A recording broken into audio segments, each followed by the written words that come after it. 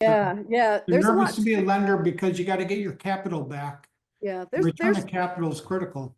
yeah, the underwriting is key. And in fact, that's my keynote presentation is going to be a lot about underwriting for all sorts of different types of deals, not just borrowing and lending. But, as we've talked about before, Jim, and I think we've talked about it at Dealmaker, you always have to vet the people, the property, and the paperwork.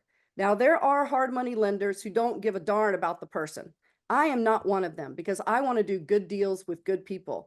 I don't want to do deals with people I don't think are good people. So I will vet the person. When I say vet the person, I want to have at least a Zoom call face to face. I want to make sure we share values and integrity and all that. We don't check credit scores right now, although we might in the future. We might ask about it, but we don't do a soft pull on anybody's credit right now. We have the option to do that, and we have the option to run background checks. And if I see any red flags in my conversation with a borrower, I might run those background checks. So we look at the person. I want to look at their experience. How many deals have they done in the last 1 year, 2 years, 3 years? How has that turned out? I want to know how they handled a deal that went bad. If they had a deal that went bad, how did they handle it? I might ask for references from other lenders that they've borrowed from. And I might ask, if you're not working with those lenders anymore, why is that? I want to know sort of what happened. Sometimes they say, well, I have a great lender I work with all the time, but they're fully deployed right now. Okay. I might call that lender, and I have called those lenders, and they say, oh, great person to work with. We just don't have the capital right now. So I'll do, I might do a Google search or a social media search to see if I've come across somebody's Facebook page and they are nasty, mean, disgusting people on Facebook and they Toxic. fight with everybody. I don't want to borrow with, I don't want to Avoid lend to. toxic people. If they're toxic, I do not want toxic people in my life. I am 61 years old. I don't want to start admitting toxic people into my life. So again, it's the money is not the first thing we look at. I want to make sure we're doing good deals with good people. So we vet the person, we vet the property. That's, for any deal, you're going to vet the property. So we look at tax records, we look at comps, we look at if they have had an inspection report. We look at everything. We have pictures before pictures if we can get them before we even decide to fund the deal. And we run our numbers, and we don't just rely on what the borrower says is the ARV, the after repaired value. We absolutely try to run our own numbers with the information we can get. I've gone so far as to hire a realtor in a city, if I'm not there, to go buy a property, take pictures of it. They can't get on the inside usually because it's not a listed property usually, but take pictures, tell me what the neighborhood's like.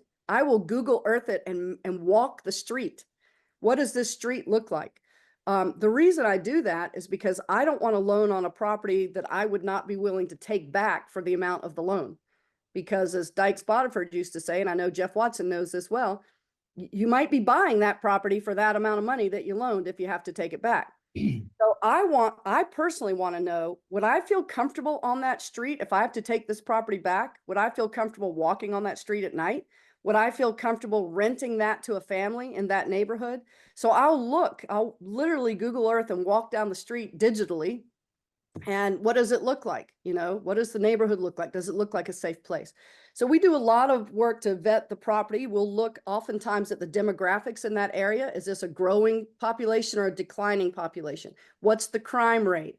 How many sexual predators are in that neighborhood? Whatever it is, we try to dig deep and look at the property to see if it's going to be a good thing. What's the market doing in that area? Is it increasing or declining? And then we choose, once we've decided on what that after repaired value is, we will then set our maximum loan amount based on 70% or less of the after repaired value.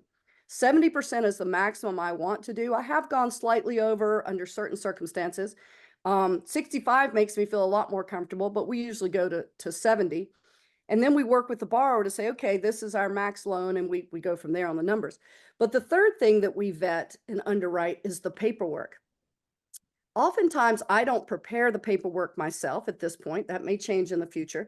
I want a lawyer in the state where the property is located to prepare the paperwork because I'm only licensed in North Carolina.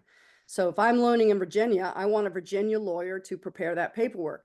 Now, because I am a lawyer, I can review the paperwork just fine by myself. And I do. I read every single document, even lawyers that I've worked with 30 or more times.